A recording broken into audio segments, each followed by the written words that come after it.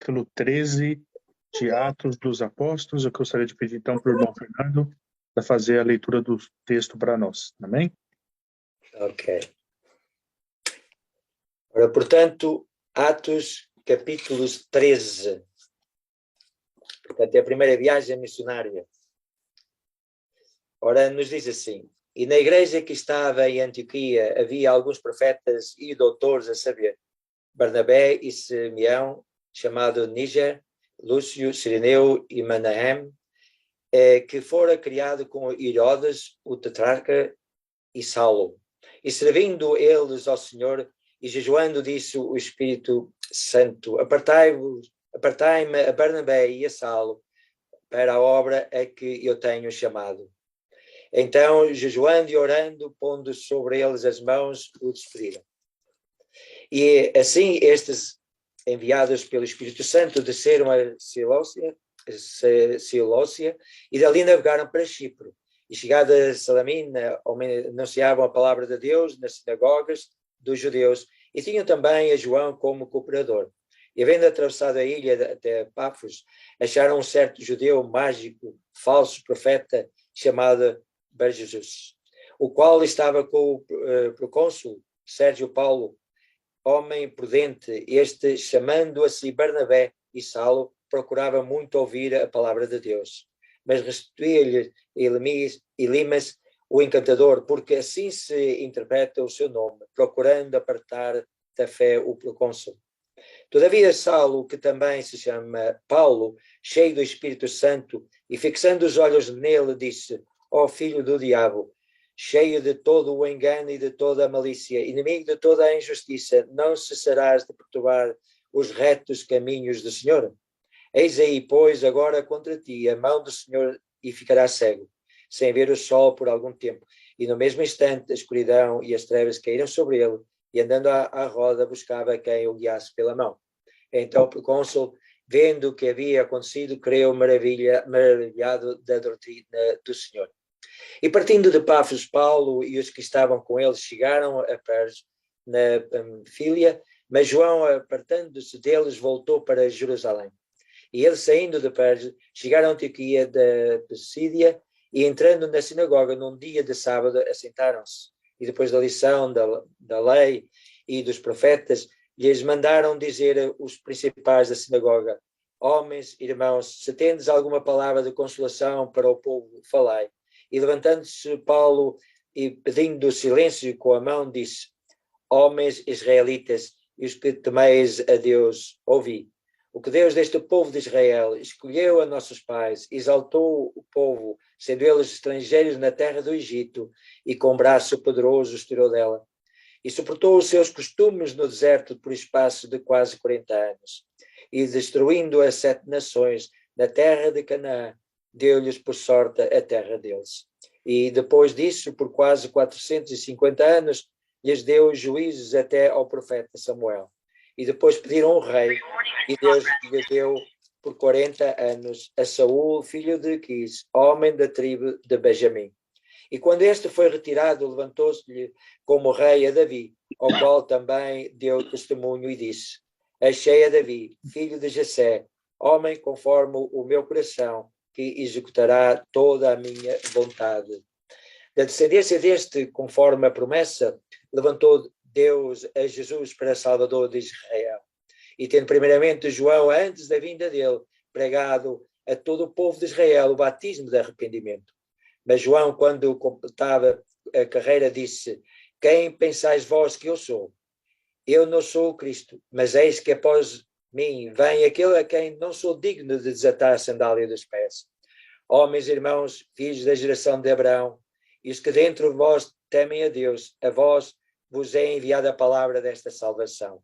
Por não terem conhecido a este, os que habitavam em Jerusalém, e os seus príncipes condenaram-no, cumprindo assim com as vozes do profeta que se leem todos os sábados.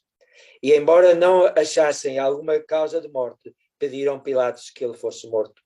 E havendo eles cumprido todas as coisas que dele estavam escritas, tirando-o do madeiro, o puseram na sepultura. mas Deus o ressuscitou dentre os mortos. E ele, por muitos dias, foi visto pelos que subiram com ele da Galileia a Jerusalém, e são suas testemunhas para com o povo. E nós vos anunciamos que a promessa que foi feita aos pais, Deus a cumpriu a nós, seus filhos, ressuscitando a Jesus. Como também está escrito no Salmo 2, meu filho, és tu, hoje te gerei. E é que o ressuscitaria dentre os mortos para que nunca mais tornara a corrupção, disse-o assim. As santas e fiéis bênçãos de Davi vos darei. Por isso também em outro salmo diz, não permitirás que o teu santo veja a corrupção, porque na verdade, tendo Davi no seu tempo servido conforme a vontade de Deus, dormiu. Foi posto de seus pais e viu, junto de seus pais, e viu a corrupção. Mas aquele a quem Deus ressuscitou, nenhuma corrupção viu. Seja-vos, pois, notório, homens e irmãos, que por este se vos anuncia a remissão dos pecados, e de tudo o que pela lei de Moisés não pudesse ser justificado, por ele é justificado todo aquele que crê. Vede, pois, que não venha sobre vós o que está dito nos profetas. Vede, ó desprezadores, e espantai-vos e desaparecerei, porque opera uma obra em vossos dias. Ora, obra tal que não crereis se alguém vou-la contar. E saídos dos judeus das sinagogas, os gentios rogaram que no sábado seguinte lhe fossem ditas as mesmas coisas. E despedida a sinagoga, muitos dos judeus e dos prosélitos religiosos seguiram Paulo e Barnabé, os quais, falando-lhe, o exortavam e que permanecessem na graça de Deus. E no sábado seguinte juntou-se quase toda a cidade para ouvir a palavra de Deus. Então os judeus, vendo a multidão, encheram-se de inveja e contradiziam o que Paulo falava, contradizendo e blasfemando. Mas Paulo e Barnabé, usando de ousadia, disseram, era mister que a vós se vos pregasse primeiro a palavra de Deus, mas visto que a rejeitais e não vos julgais dignos da vida eterna, eis que vos voltamos para os gentios, porque o Senhor assim nos mandou. Eu te pus para luz dos gentios, a fim de que sejais para a salvação até aos confins da terra. E os gentios, ouvindo isto, alegraram-se e glorificaram a palavra do Senhor, e creram todos quantos estavam ordenados para a vida eterna. E a palavra do Senhor se divulgava por toda aquela província. Mas os judeus incitaram algumas mulheres religiosas e honestas e os principais da cidade e levantaram perseguição contra Paulo e Barnabé e os lançaram fora dos seus termos. Sacudindo, porém, contra eles o pó dos seus pés, partiram para Icônio. E os discípulos estavam cheios de alegria e do Espírito Santo. Amém. Amém. Esse aqui é um texto um pouco longo. Aqui é uma história maravilhosa, irmão. Se nós pensarmos, primeira viagem missionária do apóstolo Paulo aqui juntamente com seu companheiro Barnabé, eu costumo sempre dizer que aqui é onde começou a nossa história. E daqui foi, para toda a Europa. E ali nós vemos que Paulo tinha até planos de ir para a Espanha, só que não chegou até lá, porque não foi a vontade de Deus. Ele cumpriu a sua missão ali em Roma, mas dali já tinha pregado ali para toda a Ásia Menor, para Roma, que era o centro do mundo, e dali foi para até os confins da terra. E através dessa primeira viagem missionária, o evangelho um dia chegou também ao Brasil, e nós brasileiros também podemos conhecer o evangelho.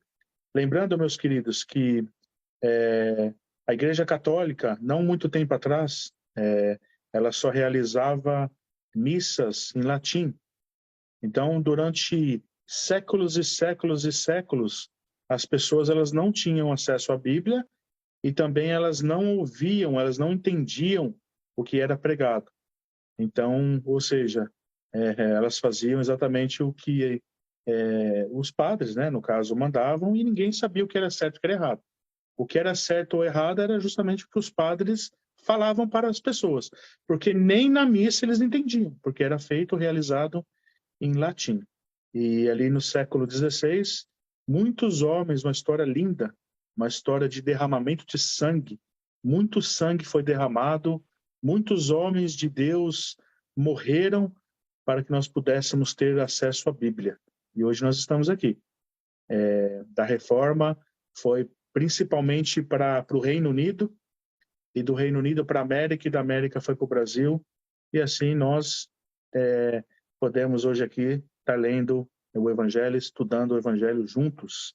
Mas aqui começou a nossa história. Primeira viagem missionária do apóstolo Paulo. Momento que marcou o mundo. E Paulo, como eu já citei algumas vezes, foi a pessoa que mais influenciou o mundo ocidental, mais do que qualquer político, mais do que qualquer filósofo. Paulo, com certeza, foi um grande homem de Deus. Começamos aqui no versículo 1, vendo aqui que haviam na igreja ali de Antioquia profetas e mestres. E aqui nós vemos alguns personagens também que a Bíblia narra, entre eles Barnabé, que é bem conhecido de todos nós. Outro personagem que nós vemos aqui, Simeão, que era chamado de Níger. É interessante nós notarmos aqui que o termo latino Níger significa negro. Então, obviamente, nós não sabemos especificamente quem era, aqui no caso Simeão Níger, mas por essa definição, notem bem que não fala que era o sobrenome dele, ele era chamado de Níger, ou seja, ele era chamado de negro. Então, acredita-se aqui que ele possivelmente era proveniente ali de uma das nações etíopes, tinha muitos judeus ali que naquela área. Então, possivelmente aqui, esse Simeão Níger, que é negro no caso, era chamado de negro, possivelmente ele era dessas nações etíopes. Vemos também aqui outro personagem que é citado, Lúcio de Cirene, que pode ter sido o Lúcio que Paulo cita também, que nós vemos em Romanos. Ou também pode ter sido o próprio Lucas aqui. Nós não sabemos ao certo, a Bíblia não nos fornece detalhes, né? Nós podemos apenas especular, mas possivelmente pode ser o mesmo Lúcio que ele menciona em Romanos e pode ter sido Lucas.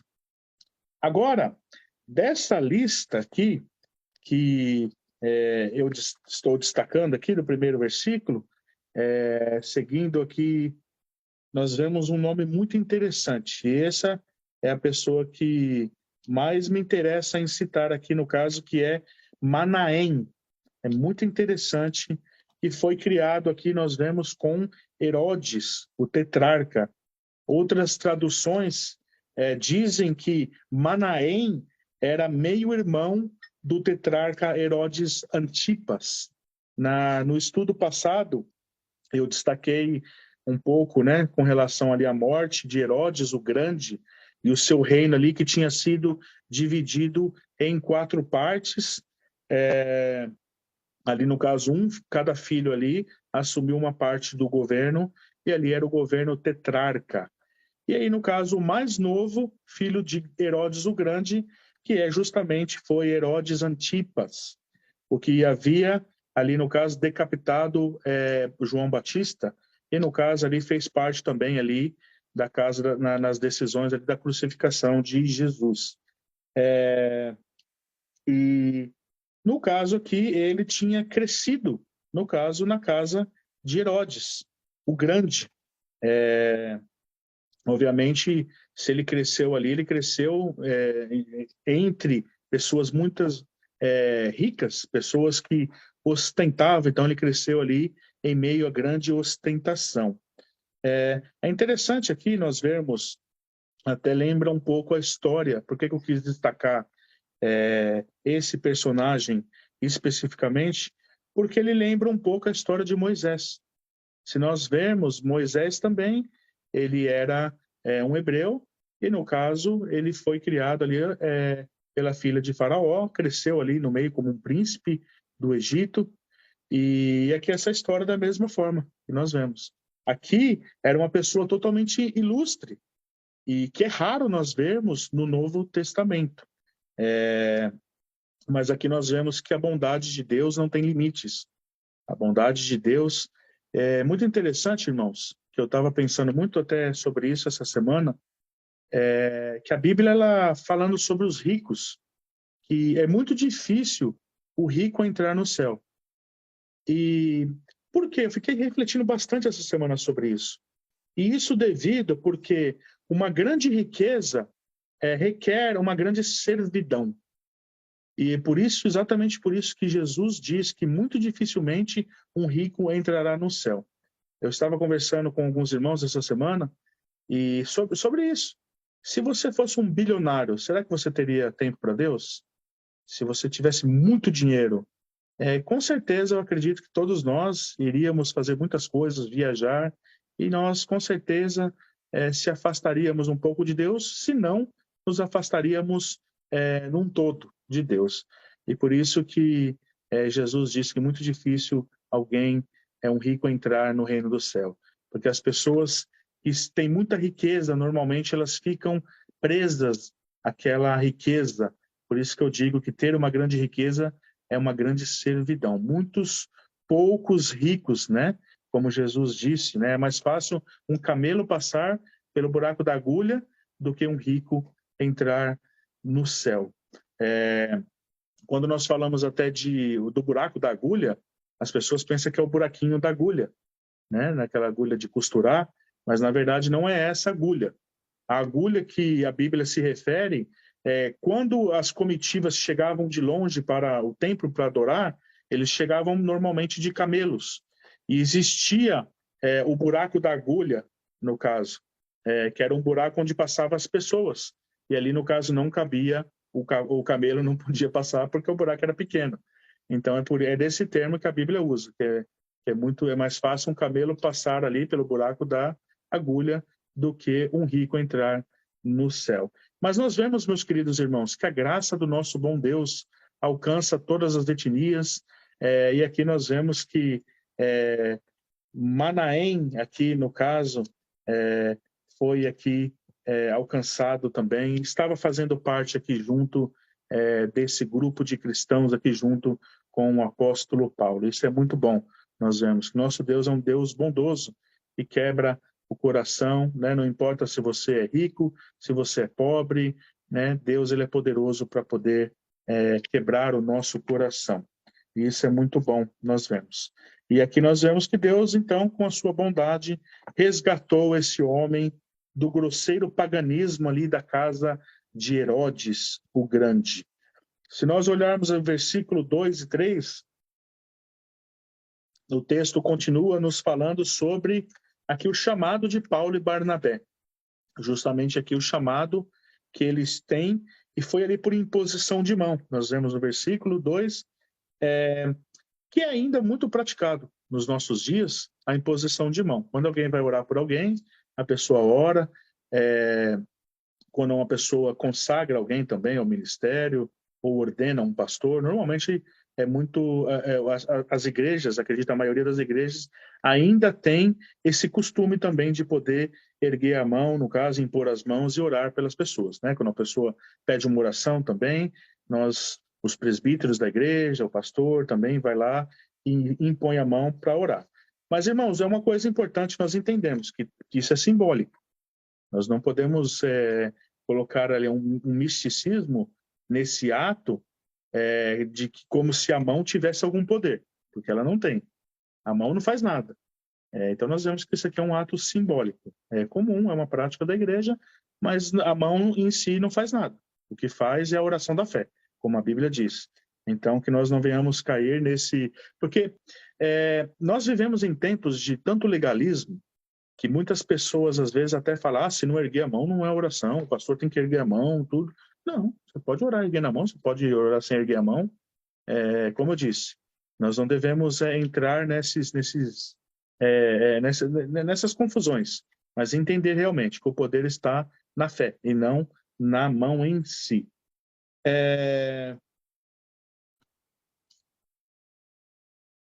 Então aqui nós vemos a primeira viagem missionária, e isso acontece 9 anos depois que Paulo, no caso, se converteu. Ali naquela situação onde ele estava na estrada de Damasco. Então, isso aqui está acontecendo exatamente 9 anos depois da conversão de Paulo, de ele ter convertido ali na rua de Damascus. Versículo 4, nós vemos que eles foram enviados pelo Espírito Santo para Chipre. É muito interessante, nós devemos ver que a Bíblia, ela sempre dá ênfase no Espírito Santo. Nós vemos sempre que a fé ela é dada por Deus, o arrependimento é dado por Deus, né, pelo Espírito Santo, e nós vemos aqui que nada acontece, eles estavam sendo enviados pelo poder do Espírito Santo. Por que eu digo isso, irmãos? Porque até mesmo na igreja nós vemos, pastores são ordenados, o homem ele pode comissionar pessoas para fazer determinadas coisas, mas a grande questão é que se o Espírito Santo de Deus não estiver no negócio, nada acontece. Da mesma forma, eu sempre falo que até a conversão das pessoas. Às vezes nós temos a obrigação, isso é uma obrigação, na verdade, de pregar o Evangelho. Isso é uma função do cristão. Só que nós devemos entender o papel do Espírito Santo em tudo, tanto na pregação, como no arrependimento, a soberania de Deus na salvação, em tudo. Se não for Deus, não for a ação do Espírito Santo, nada acontece. Então é por isso que as nossas orações devem estar focadas em quando nós irmos, Espírito Santo, vá na frente, fale através da nossa boca, convença os corações. Porque se ele não fizer isso, nada, absolutamente nada vai acontecer. A gente tem planos evangelísticos na igreja, até mesmo vamos imprimir panfletos, até nisso. Senhor, nos dê a estratégia para poder fazer isso. Coloque ali palavras que possam impactar as pessoas e cada panfleto que seja entregue, que possa realmente a palavra tocar a ação do Espírito Santo. Então, irmãos, nós vemos que a Bíblia, na teologia existe um campo da teologia que chama monergismo. São dois, na verdade, né? No campo da teologia, um que é monergismo e sinergismo. No monergismo, nós cremos que tudo, absolutamente tudo, é a ação do Espírito Santo. É o Espírito Santo que faz acontecer. Então, nós devemos realmente adotar essa filosofia, que o Espírito Santo é que faz a obra na frente.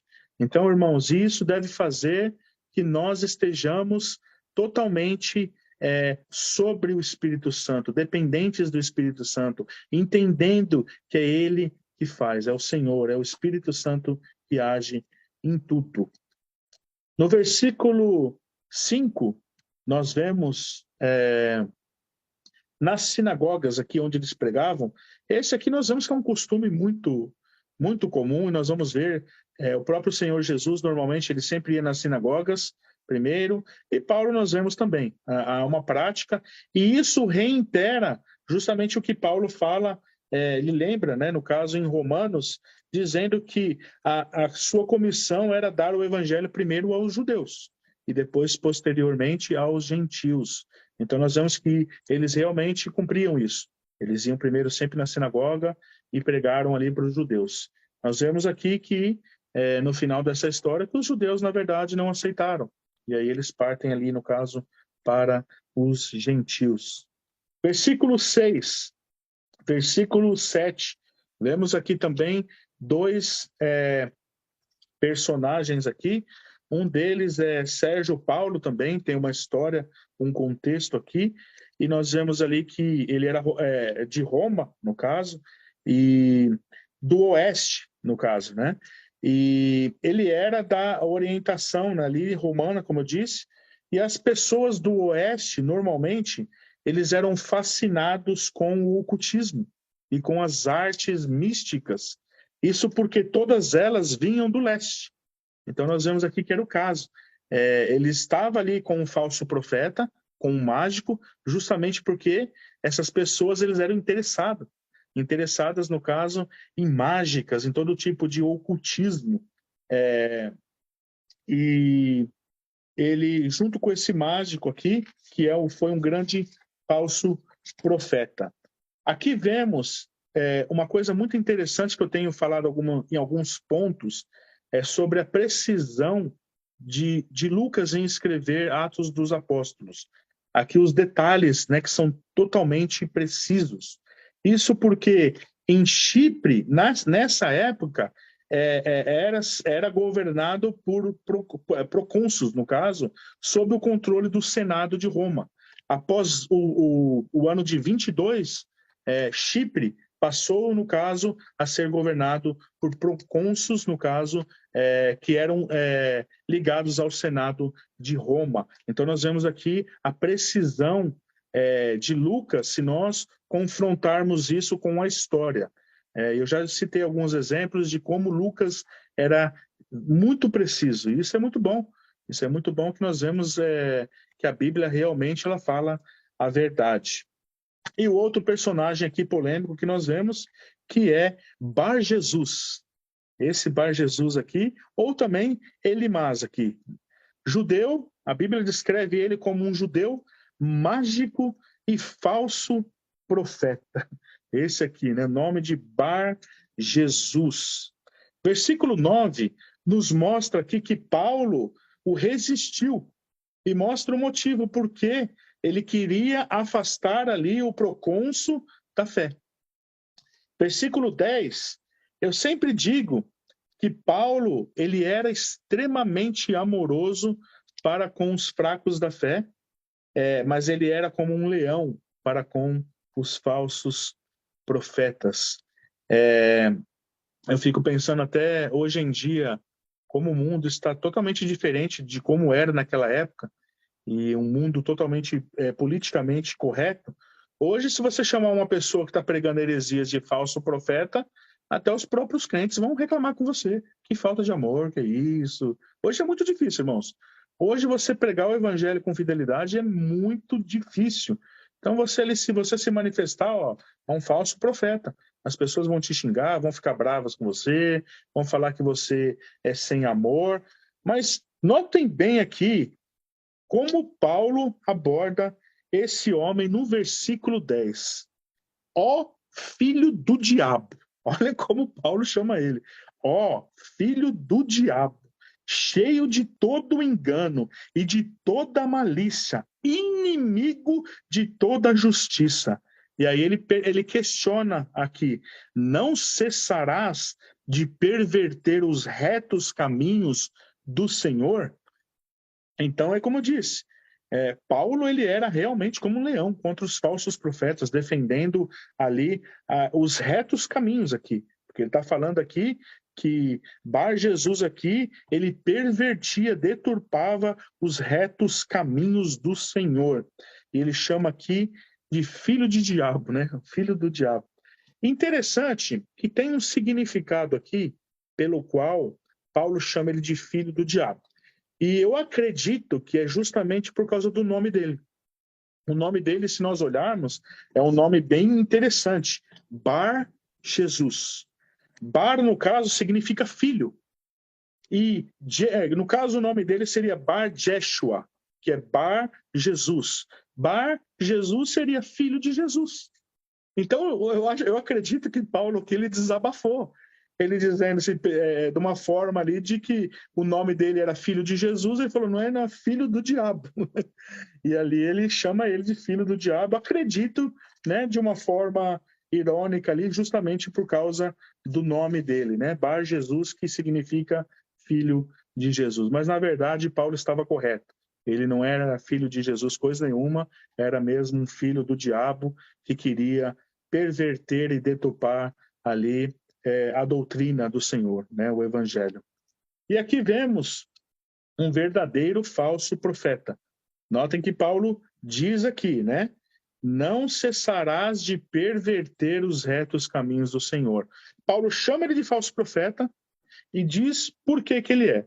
O que é um falso profeta, irmãos? Um falso profeta é uma pessoa que deturpa, que perverte os caminhos retos do Evangelho. Ou seja, todos que vêm, não interessa se vai na igreja, ou se é um pastor de uma igreja, ou se é um padre, ou quem quer que seja. Se uma pessoa vem ensinando pervertendo os caminhos do Senhor. O evangelho, o ensino da Bíblia é um falso profeta. Irmãos, eu falo para os irmãos assim, não falo isso com alegria não, mas eu acredito que um número muito alto de pastores de igrejas evangélicas são falsos profetas. Grande parte, grande maioria deles são. Por quê? Porque eles deturpam os ensinos da Bíblia de diversas formas. Então, temos que tomar muito cuidado e devemos ser zelosos, como o apóstolo Paulo também, para não cair nas mãos desses filhos do diabo, no caso, né? Versículo 11 aqui, e por algum tempo, nós vemos aqui que Bar Jesus, ele ficou cego. É interessante que nós vemos, esse foi o método que o Espírito Santo decidiu ali agir para com esse homem. Nós vemos que em vários casos na Bíblia, o apóstolo Paulo, totalmente ali, os apóstolos, totalmente guiados pelo Espírito Santo, ele não faz isso. Ele sempre... eles têm um argumento ali, né? No caso, pregando o evangelho e debatendo o evangelho. E nós vemos que, como ele fez aqui no final, a atitude deles é chacoalhar o pé, o pó do pé, e ir embora quando a pessoa não está escutando. Mas aqui eu acredito que o Espírito Santo guiou Paulo a fazer isso justamente porque ele estava pervertendo os caminhos do Senhor, as doutrinas, ao ponto de estar levando até aqui o procônsul aqui junto com ele. Então ali Paulo, guiado pelo Espírito Santo, ali deixou ele cego por um tempo, por esse motivo. E aqui nós vemos que Bar Jesus, que era um falso profeta, que supostamente podia predizer acontecimentos do futuro, porque ele era um mágico aqui, né? E aqui ele se encontra nessa situação, tateando e buscando alguém para ajudá-lo. Ficou cego ali por um tempo. Isso nos lembra também o acontecimento da conversão do apóstolo Paulo, porque aconteceu exatamente isso. Ele foi cego ali, o Senhor Jesus, a luz, cegou ele, e ele ficou por um tempo cego até que Ananias foi ali e orou, e a cegueira dele passou. E nós não sabemos ao certo quanto tempo durou a cegueira aqui de Bar Jesus, mas a Bíblia fornece o dado de que ele ficou por algum tempo cego. Versículo 12, Sérgio Paulo aqui, nós vemos que ele ficou maravilhado com a doutrina. É interessante nós vermos isso, que aí fala, então, o procônsul, vendo que sucedera, creu maravilhado com a doutrina do Senhor. E nós vemos que anteriormente ele estava interessado em ouvir a doutrina de Paulo e Barnabé. Então nós vemos que aqui o interesse já foi a palavra. E algo muito interessante para nós vermos, que o interesse dele foi um interesse genuíno. E que no final nós vemos que ele ficou maravilhado, não pelo que aconteceu, mas aqui diz, com a doutrina do Senhor. Eu acredito que esse homem aqui, ele teve uma conversão genuína, porque em meio a um mundo onde nós vivemos, nos nossos dias, onde as pessoas estão buscando sinais, e nós vemos a orientação da Bíblia, que nós não devemos fazer isso. E as pessoas que seguem sinais, ou pessoas também que vão na igreja, elas procuram arrepios, se arrepiarem, ouvirem testemunhos, e aí elas se arrepiam. Irmãos, a grande verdade é, se nós não formos quebrados pela palavra de Deus, depois do arrepio, não vai sobrar mais nada. Por isso que nós não devemos buscar arrepios, ou buscar milagres ou sinais. Se nós realmente fomos quebrados pela palavra e fomos convertidos, nós não precisamos ver para crer. Né? Eu sempre falo isso, a fé é um dom de Deus, e Deus ele não dá uma fé que é enganosa, uma fé que não te faz acreditar 100%. Eu acredito que toda pessoa que se converteu, ela crê de uma forma que ela até morreria por Jesus, justamente porque a fé não vem de nós. A fé vem de Deus. E quando Deus dá a fé, ele não dá uma fé duvidosa. Por isso, irmãos, nós cristãos não precisamos ver para crer. E nós nos maravilhamos com o Evangelho, com o ensino da doutrina, da mesma forma como aconteceu aqui com o procônsul. Devemos tomar muito cuidado, meus irmãos, nos dias de hoje. Eu sempre falo isso, eu gosto de inteirar com relação a buscar entretenimento, arrepios, sensação boas. Isso aí é um grande engano que existe nos nossos dias e é bom nós estarmos atentos, que nós possamos realmente adorar o Senhor, crescer estudando a Bíblia, amando a sã doutrina do Senhor e cumprindo o propósito de Deus, e não buscando coisas como se nós fôssemos interesseiros. Versículo 13 e 26 é um outro momento marcante aqui que nós vemos, o primeiro sermão do apóstolo Paulo. Nós já vimos aqui Pedro pregou algumas vezes. Aqui então, do versículo 13 ao versículo 26, nós vemos o primeiro sermão do apóstolo Paulo.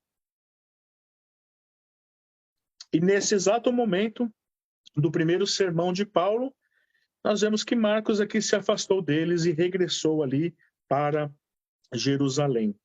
Irmãos, eu gosto muito sempre de destacar isso. E eu sempre falo que é muito importante nós entendermos isso. De Gênesis a Apocalipse, nós vemos que tudo aponta para Cristo. Existe uma teologia, que é a teologia do pacto, que ela é bem interessante se a gente olhar ela num todo, que ela ensina que a Bíblia ela é um livro só e que do início ao fim, seja o Velho Testamento e Novo Testamento, não devemos cair no engano de separar os dois, jamais, como os dispensacionalistas têm feito. A Bíblia é um livro só. Gênesis, Apocalipse, Velho Testamento e Novo Testamento. Um livro só, com uma história só, um Deus só e um caminho. E ela, do início ao fim, ela aponta para Cristo. E nós vemos aqui, nós já vimos com Pedro, nos 2 primeiros sermões que ele fez, sempre voltando para o Velho Testamento. Sempre. E mostrando Jesus, o Velho Testamento indicando e apontando para o Senhor Jesus. E nós vemos que sempre a pregação dos apóstolos é nesse sentido. Eles queriam provar para o povo ali, Jesus é o Messias. Está no Velho Testamento.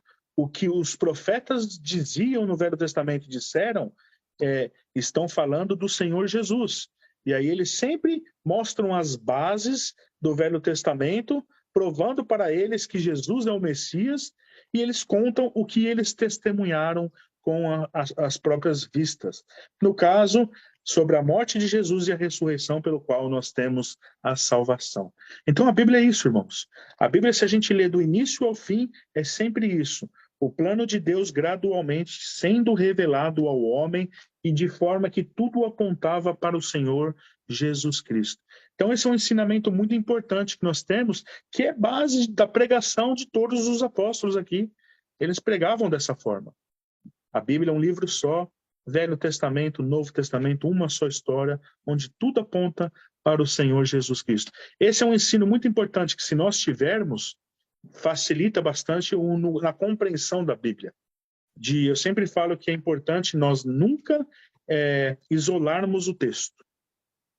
A grande parte dos erros que acontecem nos nossos dias são de versículos isolados. Agora, quando nós temos no inglês eles falam big picture, né? O cenário completo da Bíblia, nós não vamos cair no erro.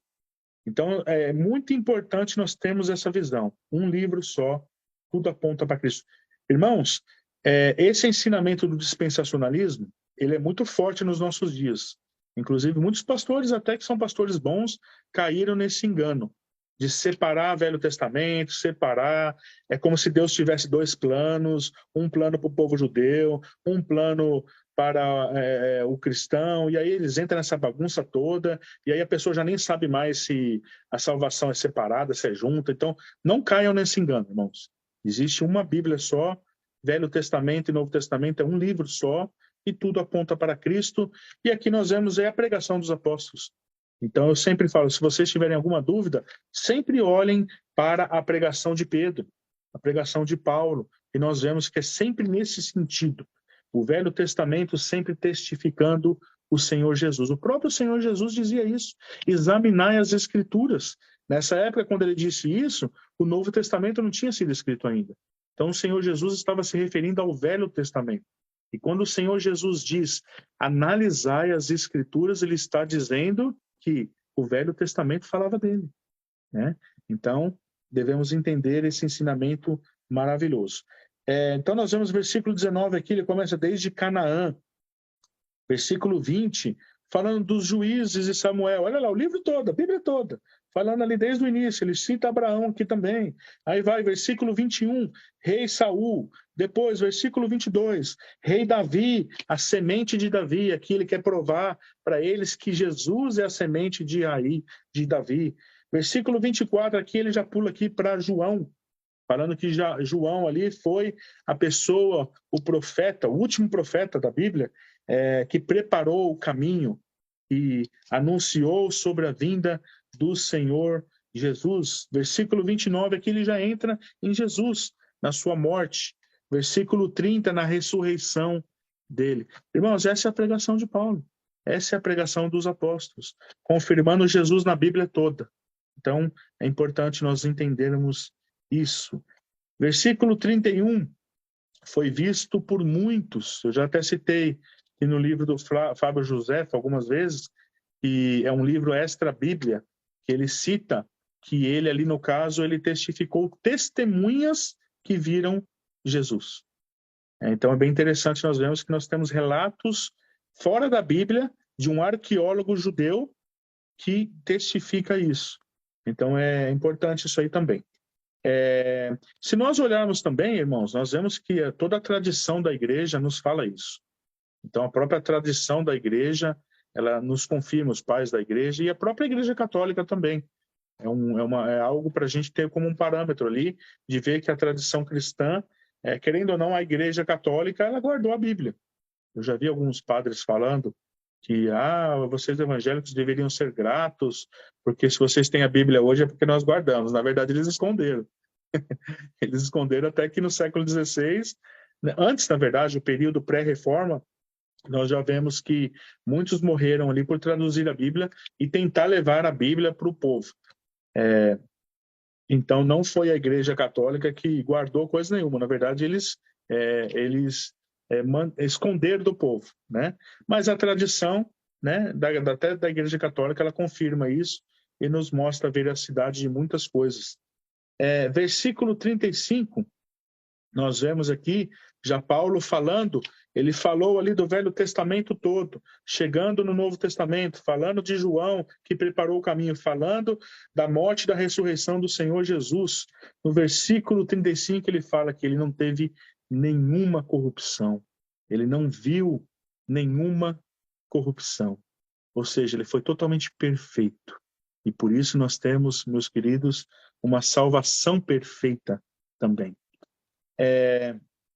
Versículo 39 é algo muito interessante aqui, que essa é a grande base da nossa pregação, de nós cristãos protestantes, que é a justificação pela fé. Justificação em Cristo Jesus. O versículo 39 diz, e por meio dele, todo que crê é justificado de todas as coisas. Ou seja, você crê e você é justificado. Essa é a nossa pregação, irmãos.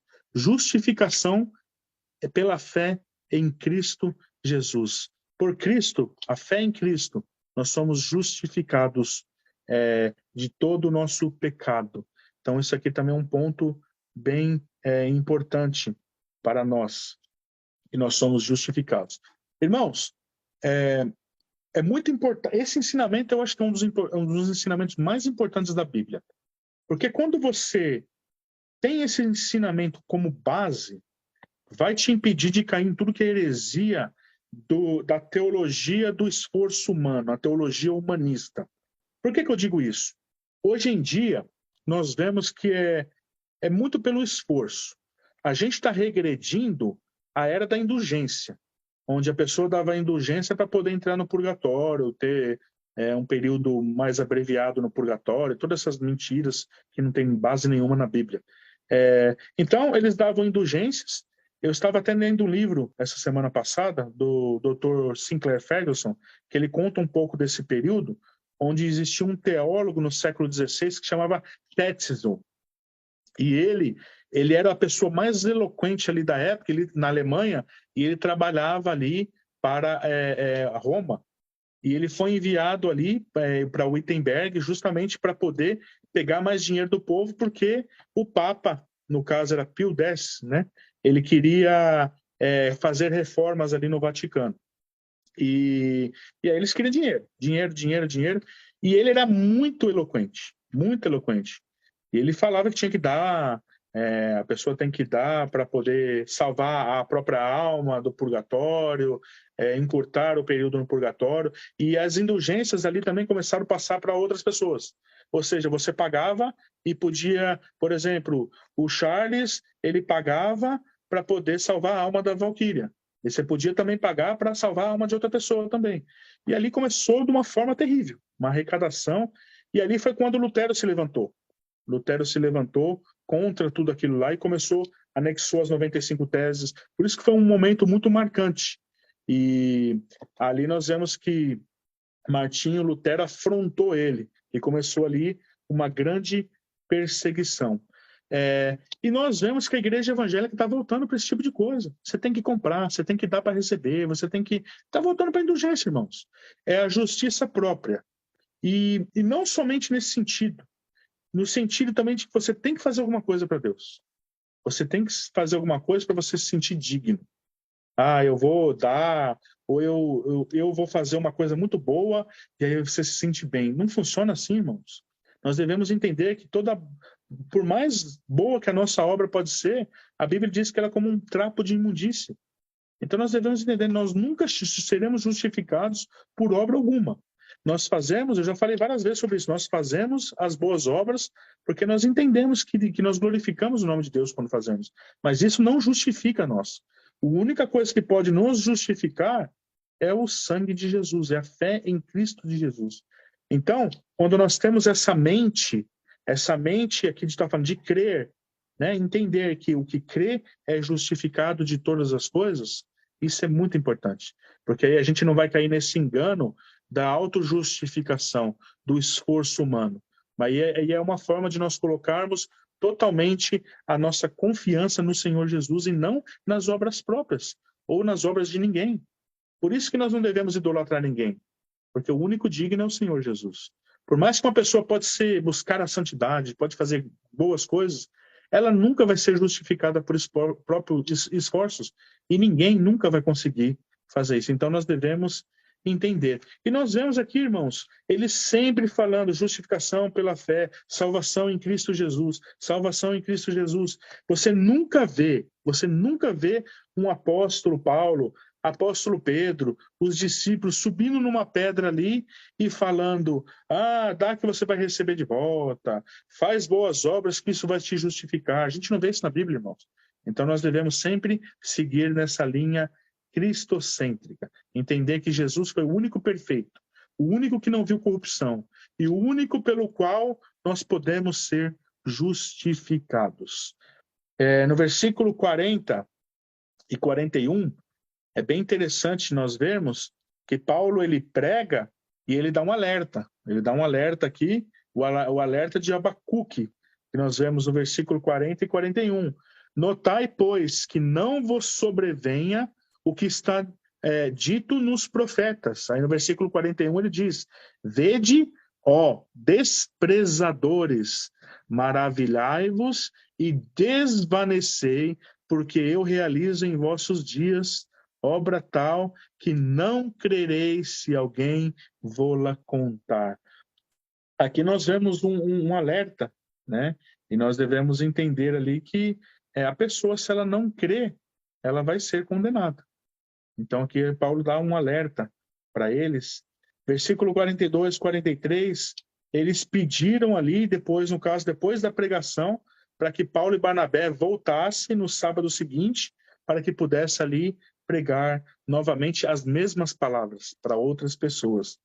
E nós vemos aqui no versículo 45, irmãos, que os judeus, vendo as multidões, tomaram-se de inveja e, blasfemando ali, contradiziam o que Paulo falava. Então nós vemos aqui esse problema, né? O próprio povo de Deus, o povo judeu, eles negaram, rejeitaram a palavra de Deus. E aí nós vemos no versículo 48 aqui que Paulo ele vai para os gentios, e nós vemos que no versículo 48 os gentios, ouvindo que também era para eles, eles ficaram alegres ali, eles glorificaram a palavra do Senhor e creram todos. Notem bem aqui, versículo 48, e creram todos os que haviam sido destinados para a vida eterna. Eu vou explicar isso daqui porque eu sei, senão a Valquíria vai perguntar depois. Aqui, meus irmãos, é predestinação, irmãos. Não tem o que falar. Todos os que foram destinados a crer, né? Por mais que esse assunto, né, é um assunto difícil, mas eu não vejo dificuldade nisso, porque Deus, ele salva quem Ele quer. Nós vemos isso, Ele salva. O próprio Deus fala, eu tenho misericórdia de quem eu quiser ter. Né? Ele salva quem Ele quer. Ele tem misericórdia de quem Ele quer. E a salvação, como o profeta Jonas fala, é uma ação soberana de Deus. Nós temos, às vezes eu tenho também os conflitos dentro de mim, às vezes eu fico pensando, por que que Deus pode ter abrido o meu coração e não ter aberto o coração do Joãozinho, do José, que às vezes pode ter sido até pessoas melhores do que eu, mas eu não entendo essas coisas também, irmãos, mas eu apenas agradeço a Deus por ter aberto os meus olhos, e também isso não me impede de orar também, para que o Joãozinho e o José também, Deus possa abrir os olhos deles. Então, irmãos, devemos entender sim que a salvação é uma ação soberana de Deus.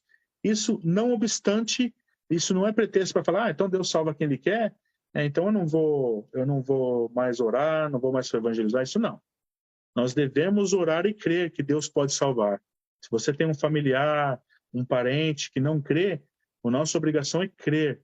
E nós, através do nosso clamor, né, Deus pode crer, nós devemos crer que Deus pode também quebrar o coração também das pessoas que não creem, né? Então nós vemos aqui, eles foram para os gentios glorificaram ali. Aqui um ponto interessante que nós vemos, que no versículo 51, no 50 no caso, quando os judeus instigaram ali as mulheres piedosas da alta posição e os principais da cidade levantaram perseguição contra Paulo, o versículo 51 diz que estes, sacudindo contra aqueles o pó dos pés, partiram para Ícone. Essa é uma atitude, irmãos, que nós vemos que nós também devemos fazer. Você pregou, não aceitou, você não vai ficar batendo boca discutindo, né? A gente depois pode orar. A gente pode orar. Mas Paulo aqui, ó, sacudiu o pé, o pó da poeira do sapato e, ó, vamos partir para a próxima. E isso nos traz um princípio que eu tenho falado muitas vezes também. Quem convence o coração do homem é o Espírito Santo. Por isso que a gente não deve ficar debatendo, achando que a gente pode convencer. A gente prega quando tiver a oportunidade. E aí, se a pessoa não escutar, não vale a pena você ficar brigando, discutindo, porque no final das contas, quem convence é o Espírito Santo. E aí, versículo 52, os discípulos ali, porém, transbordavam de alegria e do Espírito Santo. Eu acho bonito isso. Essa confusão toda que aconteceu na cidade e uma grande perseguição ali se incitou contra Paulo e Barnabé. E nós vemos aqui que termina o versículo dessa forma. Os discípulos, porém, transbordavam de alegria e do Espírito Santo. É isso, irmãos, que é o cristão. Eu falei até ontem na pregação sobre o hino de Sou Feliz com Jesus. Nós não entendemos. Às vezes nós passamos pela maior desgraça desse mundo, por dificuldades, mas a gente se alegra, né? A gente pode passar por um período ali de tribulação, mas eventualmente a gente sempre levanta a cabeça, sorri, como a Bíblia diz, que o choro pode durar uma noite, mas a alegria vem pelo amanhecer. E assim somos nós mesmos. Nós podemos passar por todo tipo de coisa ruim nesse mundo, mas nós temos Jesus, nós temos tudo, irmãos. E no final das contas aqui, é isso daqui, nós iremos transbordar de alegria e do Espírito Santo, porque nós sabemos em quem nós cremos. Amém, meus queridos? Eu vou pedir para o Charles ou para a Valquíria, então, parar, né, no caso, o estudo, e a gente vai fazer uma oração.